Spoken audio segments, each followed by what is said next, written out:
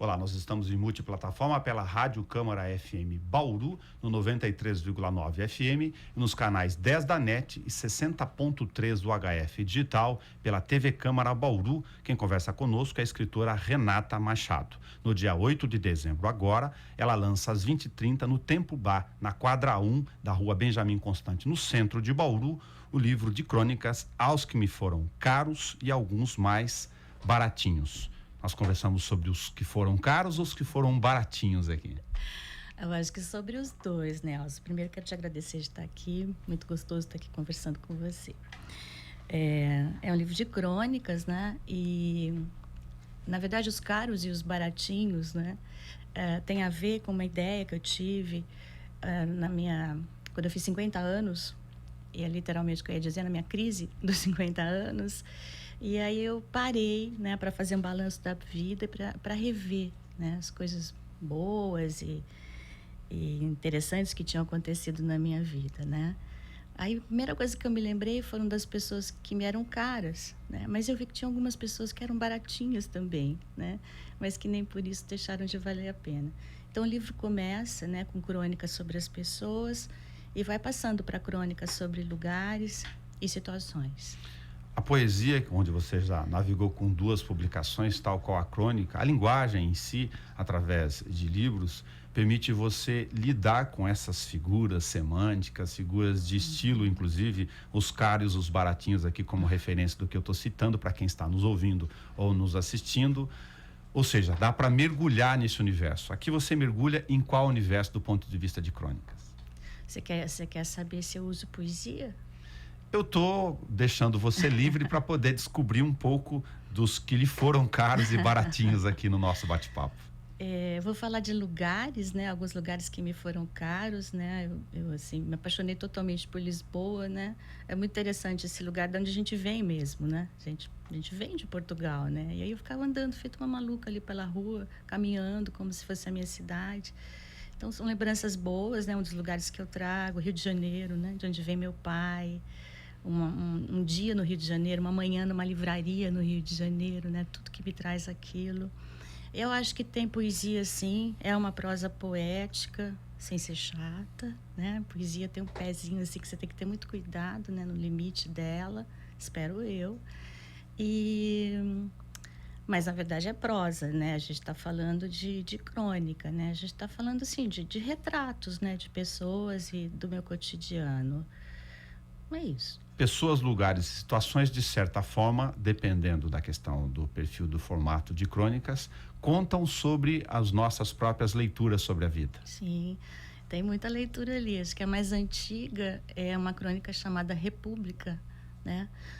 Eu me lembrando de um dia de chuva, né? Nós 5 na nossa República em São Paulo, né? Então aquela história assim de fazer a unha, uma fazer a unha da outra, a briga porque a pia está entupida com o cabelo de alguém que não sabe quem é. Então acho que começa meio que cronologicamente por aí, né? Passa pelo último dia com minha mãe, né? Pelas lembranças do meu pai, que era um carioca desterrado, né? Que vem para Bauru e praticamente nunca mais volta, né? Vira um caipira com sotaque. De que forma o lado psicólogo, terapeuta, conversa com a escritora na construção desta obra? Eu acho que é mais o contrário. Quando eu atendo, às vezes as pessoas falam que eu falo de uma forma assim, às vezes poética, né? Às vezes literária, eu uso metáforas, né? Narrativas, né?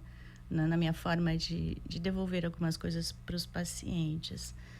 Agora, psicóloga, acho que tem sempre um olhar sobre as coisas, né? Às vezes um olhar mais aprofundado, né?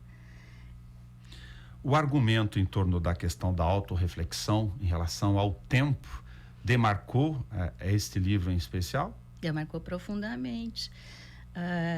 Eu sou gerontóloga, né? Eu trato de luto, né? De terminalidade também. E eu sempre achei que eu nunca ia ter crise de meia-idade, que isso nunca ia me alcançar, que eu ia morrer jovem, né? Mesmo que eu tivesse 80 anos. E, de repente, aos 50 anos, eu me vejo imersa, diria quase afundada, numa crise de idade que eu não esperava. Escrever, então, dependendo da situação, mas no caso prático aqui, do Aos Que Me Foram Caros e alguns mais baratinhos, pode ser um processo, eventualmente, de catarse, uma espécie de? Com certeza era a palavra que eu ia usar, né? Foi totalmente catártico, foi minha cura, foi muito bom, né? E agora, então, estar lançando o livro, com certeza, é uma redenção. Tá, e um outro ingrediente natural, a questão do olhar feminino sobre esses universos todos. Acho que isso é muito próprio, né? Assim, quando as pessoas leem, inclusive a minha poesia, elas falam bastante disso, né? De que eu tenho um olhar feminino sobre as coisas.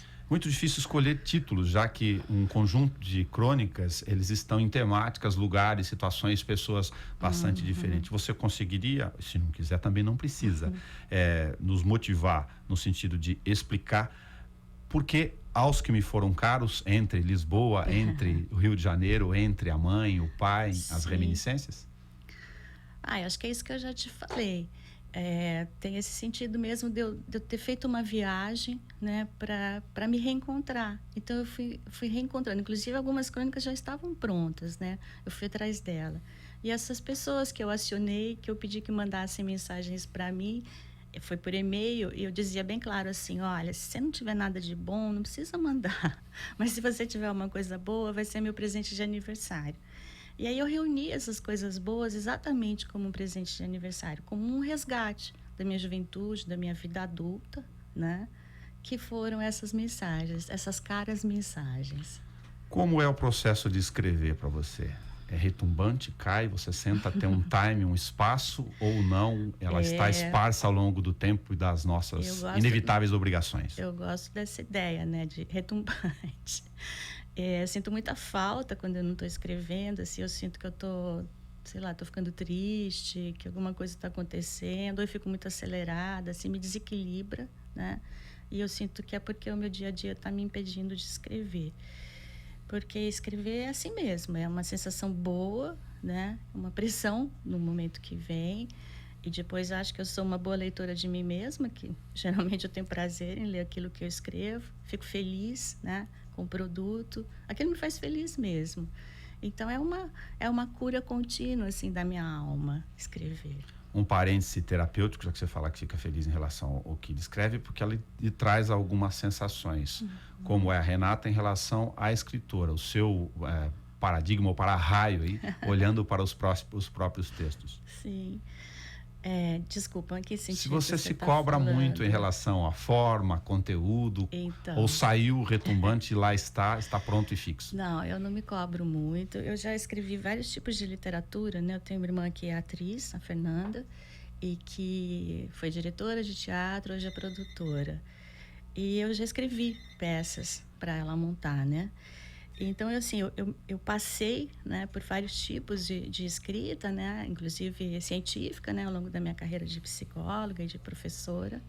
Então, acho que eu experimentei vários estilos, né? Mas eu me perdi de novo no que você perguntou, me desculpa. Não tem problema. A ideia é que as pessoas se percam também no conteúdo das crônicas, já que estão passando por pessoas, tempos, lugares e situações. Mas vamos lá, um outro dado físico agora aqui necessário da rádio e da TV. O lançamento, como eu disse no início, é no dia 8 de dezembro, às 20h30, no Templo Bar, que é na quadra 1 da Benjamin Constant, no centro de Bauru. A gente vai deixar um telefone na tela enquanto conversa com você, mas para quem está nos ouvindo, no 14 98140 4864, vou repetir para a Rádio Câmara, 14 98140 4864, para que possam, quem está nos ouvindo aqui na cidade do lado ou não possa eventualmente comparecer no lançamento, para acessar a Renata e conversar com ela sobre esse livro de crônica que está sendo lançado aqui em Bauru.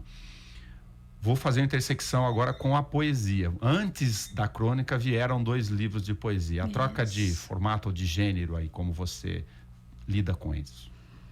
Eu acho que eu lido bem, porque como eu te falei, né, a minha prosa é basicamente poética, né? Mesmo quando eu escrevo dramaturgia, né? Por exemplo, eu tive a honra de ganhar um prêmio, né, com essa peça aí que eu escrevi para o grupo da minha irmã, lá em Londrina. Então, o nome já, você pensa numa poesia, chama-se O Menino Minguado, Filho da Lua Cheia. Então, assim, sempre subentende, né? A poesia, acho que basicamente eu sou poeta, né? Depois é que vem as outras formas de escrever. De novo, o minguado com a lua cheia, os caros no sentido duplo com os baratinhos aqui. Olha que interessante. Essas figuras ou estilos linguísticos que eu estava me referindo lá atrás. No paradigma. Sim, sim. É muito legal trabalhar com a linguagem assim. Ia pedir para você fazer uma coisa difícil aqui.